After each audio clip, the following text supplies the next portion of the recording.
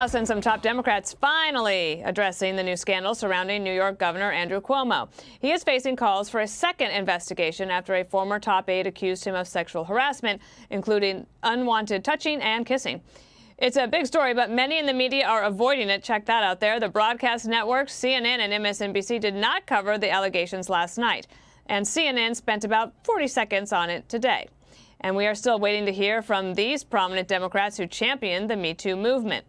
As for Governor Cuomo, he is denying the allegation, but now some of his old comments, they're coming back to haunt him. Back in 2018, Cuomo demanded that Brett Kavanaugh take a lie detector test. And also, he took a big swipe at the now Supreme Court justice. Take a look at this. There is a disrespect for women that this administration chronically exemplifies. After the Me Too movement, they did absolutely nothing when it came to sexual harassment. They have always diminished the charges of women. Always, consistently. Greg, I always kind of feel bad for Brett Kavanaugh that anytime a prominent Democrat is accused of sexual harassment, we have to say, well, look what you did to Brett Kavanaugh, even though those allegations were never even proven. And even one of the accusations wasn't even clear if he ever even met the person. Yeah. But that's where we are. Your take on this? Well, obviously, Andrew can make a pass and then get a pass. The real victim here, Dana, let's be honest, Chris Cuomo's producers, they are quickly running out of stories that CC and the Muscle Factory are allowed to cover. So I thought I would help CC out and pitch some stories to his producers that Chris could actually cover.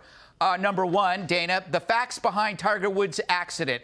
Was it Putin and Q working together that made him crash? A 4-hour expose starring Carl Bernstein, who believes this is worse than Watergate. Worse than Watergate. Yes, and then number two, another pitch, violence, rioting, and arson. Why it never happened last year, except for one day in D.C., and that's a 6-hour report. And then number three, the police brutality epidemic, how it swept across America, except one day in January when the police were heroes. And then the final one, I really did get COVID. Seriously, I did, and I never left the house. So those are some stories for CC and the Muscle Factory. Well, if they're having their meeting right now, then Yes. take that under advisement, indeed. Kennedy, Alexandria Ocasio-Cortez, of course, she's giving these establishment Democrats in New York a little bit of trouble. She did make some comments about this today. She said that the allegations against Cuomo are extraordinarily serious and deserve to be heard. But she also calls for due process from the state legislature. Once we actually get to the bottom of the situation, we can figure out what accountability looks like. So that's her take on it. Due process is something that I guess should happen here. What do you say? Yeah, and there are other Democrat lawmakers in New York who are saying the same thing, but they're not the ones who are making the blanket pronouncements. I believe all women. Where is Kirsten Gillibrand? She is a senator from New York.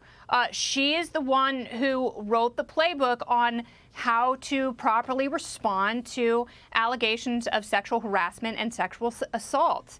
And the presupposition is if someone comes forward with a claim, you believe them. You give weight to that claim. And Andrew Cuomo, in that hypocritical clip right there, he was talking about the Trump administration doing nothing for the Me Too movement and denigrating women, whereas his staff was doing the exact same thing with Lindsey Boylan yesterday.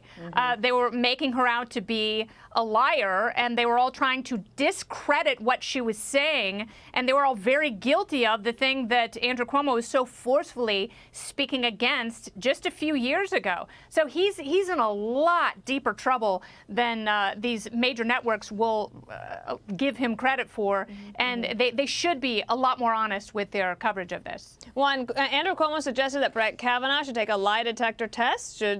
Should he take a lie detector test?